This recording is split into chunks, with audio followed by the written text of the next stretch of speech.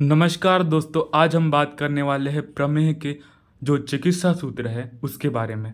पिछला लेक्चर जो था वो प्रमेह का इंट्रोडक्टरी लेक्चर था। इसमें अपन देखने वाले हैं, इस वाले लेक्चर में अपन देखने वाले हैं प्रमेह का चिकित्सा सूत्र, मतलब अपन को उसमें कैसे चिकित्सा करनी है। तो चलिए दोस्तों स्टार्ट करते हैं। सबसे पहले जो बताते हैं यहाँ पर चरक जी, उसमें क्या बताते हैं कि जो स्थूल प्रमेह का रोगी है उसमें अपन संशोधन द्वारा चिकित्सा करेंगे, लेकिन जो कृश प्रमेह का रोगी है वहां पर संशमन द्वारा चिकित्सा करनी है। जो स्थूल प्रमेह का रोगी है, देखो यहाँ पर जो मैंने फोटो लगा के रखी है, थोड़ा स्थूल दिख रहा है।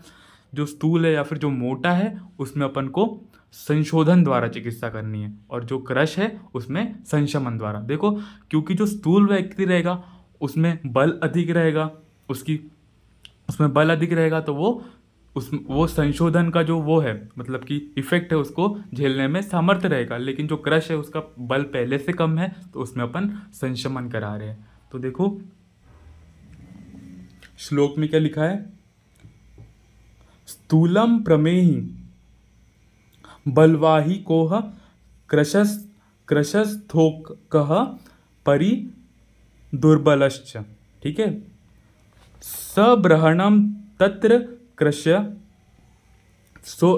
सब्रहणम तत्र कृष्यस्य कार्य संशोधनम दोष बलादिकम। ठीक है, तो ये श्लोक क्या बताता है कि जो स्थूल प्रमेह का रोगी उसमें संशोधन कराएंगे और कृश प्रमेह का रोगी में संशमन कराएंगे। इसके बाद आगे चलते हैं। अपन ने संशोधन या फिर संशमन तो करा दिया, अब क्या कराना है? तो अब ये बोल देते हैं कि अपन ने ऊर्ध्व और अधः मार्ग से अपन ने मल का शोधन तो कर दिया। इसके बाद जो प्रमेह को में संतर्पण का प्रयोग करना है। ठीक है, तो इररिस्पेक्टिव ऑफ कि वो स्थूल है या फिर कृश है, आपको दोनों में संतर्पण कराना है। आप ऐसा भी तो सोच सकते थे कि भाई ये जो स्थूल व्यक्ति है इसमें संतर्पण क्यों कराए, अवतर्पण कराना चाहिए, लेकिन ऐसा बिल्कुल नहीं करना है आपको।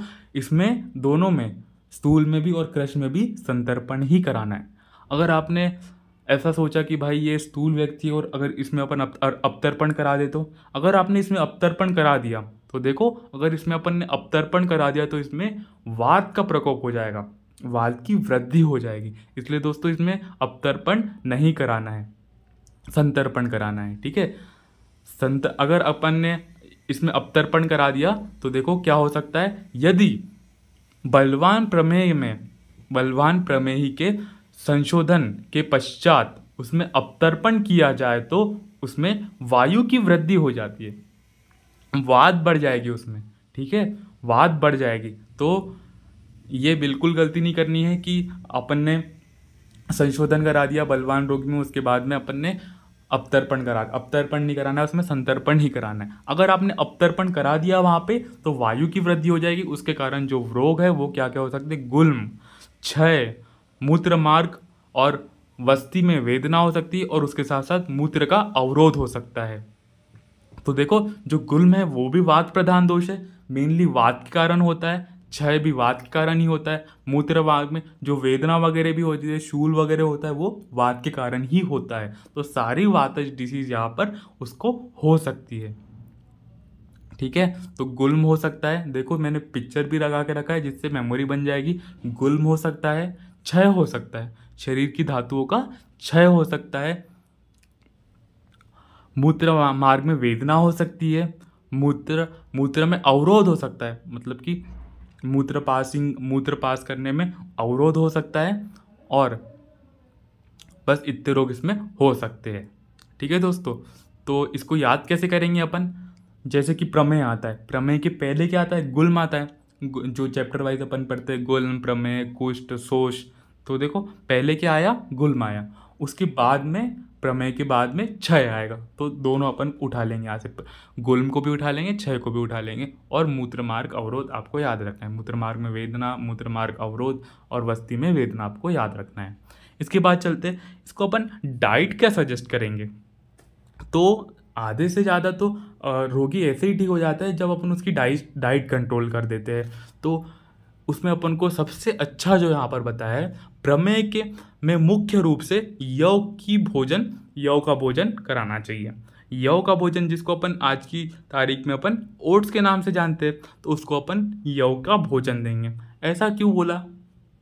तो इसके पीछे रीज़न क्या हो सकता है? जो ओट्स होता है वो क्या रखता है, अपनी बॉडी को फुलफिल रखता है, मतलब कि भूख नहीं लगने देता, मतलब कि वो बहुत टाइम तक के डाइजेस्ट नहीं होता, फुलफिल रखता है, लंबे समय तक के एनर्जी देता है, लंबे समय तक के एनर्जी देता है, तो भूख नहीं लगती उस रोगी को। ठीक है, तो उसको अपन को ओट्स देना है, दैट इज यव।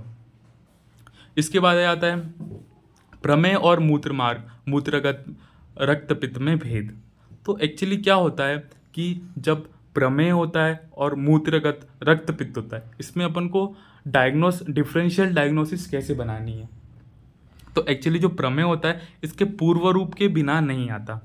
प्रमेय जो है वो एक क्रोनिक डिसीज है।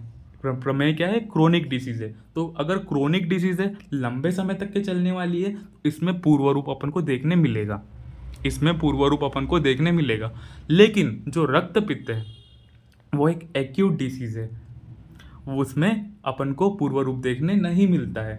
एक्यूट डिसीज है, पूर्व रूप देखने नहीं मिलता, वो डायरेक्टली रक्त का स्त्राव हो जाएगा, मतलब कि आपको पता भी नहीं चलेगा कि भाई मेरे को रक्तपित्त हो चुका है। तो बहुत एक्यूट डिसीज है, तो इसमें जो है पूर्व रूप देखने को नहीं मिलते हैं। तो जैसे कि यहाँ पर देखो मैंने स्टेटमेंट क्या लिखा है, प्रमेय में पूर्व रूप के बिना जो रोग में हल्दी अथवा रक्त वर्ण का मूत्र त्याग करे उसे प्रमेय नहीं रक्तपित्त समझना चाहिए। मतलब कि कोई पूर्व रूप ही नहीं आया, डायरेक्ट जो पेशेंट है वो हिस्ट्री दे रहा है कि मुझे पहले कुछ भी नहीं हुआ था और मेरा जो मतलब कि जो यूरिनेशन आ रहा है उसमें रक्त आ रहा है और थोड़ा हरिद्र वर्ण का आ रहा है, मतलब प्रीवियस कोई हिस्ट्री नहीं है, मतलब कोई सिम्टम्स नहीं आया, कोई कुछ नहीं हुआ, तो उसको रक्तपित्त है ऐसा मानना चाहिए।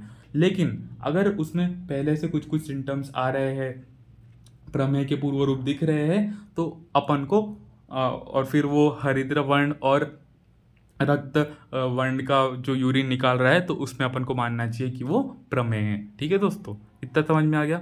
इसके बाद चलते हैं आगे, संशमन के योग। मैंने ये तो बता दिया था कि उसमें संशमन कराना है, किसमें? क्रश रोगी में अपन को संशमन कराना था। तो क्रश रोगी में संशमन तो कराना है, लेकिन कैसे कराएंगे अपन वहाँ पे संशमन? तो क्रश रोगी में अपन संशमन कराएंगे दारू हरिद्रा, देवदारू, त्रिफला, मुस्तकवात और मधु। दारू हरिद्रा, देवदारू, त्रिफला, मुस्तकवात और मधु। इसको ऐसे याद रख सकते हैं अपन, दारू दे त्रिफला मुझे, दारू दे त्रिफला मुझे। तो दारू से क्या आ जाएगा? दारू हरिद्रा, दे से आ जाएगा देवदारू, त्रिफला से आ जाएगा त्रिफला, मुझे से आ जाएगा मुस्तकवात। ठीक है, इसके साथ इसको काय के साथ देंगे अपन? मधु के साथ। मधु क्यों यूज किया? क्योंकि जो प्रमेय है वो मेनली कफज दोष है, तो मतलब कि कफ दोष के कारण होता है, तो वहां पर अपन मधु का यूज करेंगे। इसके आगे देखते क्या लिखा है। इसके बाद में जो योग है वो बहुत ही ज़्यादा इंपॉर्टेंट है। यहाँ पर क्या दिया है? हरिद्रा चूर्ण को अपन को आम्ल की स्वरस के साथ पिलाने को कहा है। हरिद्रा चूर्ण को आम्ल की स्वरस के साथ पिलाने को दिया है। तो हल्दी का अपन ने चूर्ण बना लिया और आंवले का अपन ने स्वरस निकाल लिया। तो अपन हरिद्रा खंड वगैरह पढ़ते हैं इसमें, इसकी चिकित्सा में, तो ये भी थोड़ा उस टाइप का योग है। इसके बाद क्या बताया है कि आचार्य चरक अनुसार कफज प्रमेय और पित्तज प्रमेय नाशक 10-10 कषाय योग बताए हैं। तो आचार्य चरक जी जो है वो ऐसा नहीं है कि लिमिटेड मेडिसिन बता रहे, देखो 10-10 कषाय बता रहे। प्रमेय के जो कफज प्रमेय उसमें भी 10 और जो पित्तज प्रमेय है उसमें भी 10 कषाय बताए हैं इनने। ठीक है, इसके बाद आगे चलते हैं अपन। स्नेहन अपन को कहाँ पर कराना है? जो वातज प्रमेय है वहाँ पर अपन को स्नेहन कराना है। वातज प्रमेय में स्नेहन कराना है, वो भी उनने स्पेसिफिक लिख दिया है, त्रिकंटकात स्नेह से अपन को उसमें स्नेहन कराना है। स्नेहन क्यों कराएंगे? क्योंकि वात की सबसे अच्छी चिकित्सा क्या है? स्नेहन।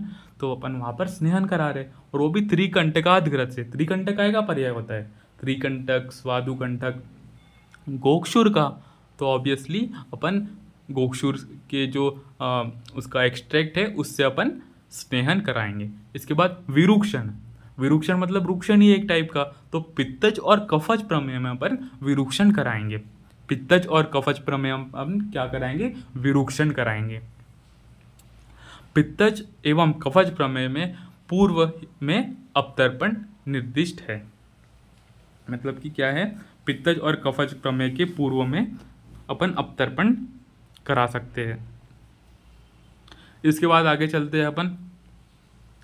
तो देखो इसमें पेय भी पिलाना है अपन को, जैसे कि अपन ने पहले ज्वर पढ़ा था, उसके बाद रक्त पित्त पढ़ा, सब में अपन लिक्विड डाइट भी दे रहे थे, मतलब कि सॉलिड के साथ साथ अपन लिक्विड डाइट भी दे रहे थे। जैसे कि अपन ने ज्वर में षडंग पानी पढ़ा था, फिर रक्त पित्त में षडंग पानी जैसा ही था, लेकिन बस उसमें शुंठी नहीं थी, क्योंकि शुंठी उष्ण वाली होती है, तो शुंठी नहीं दी थी वहाँ पर।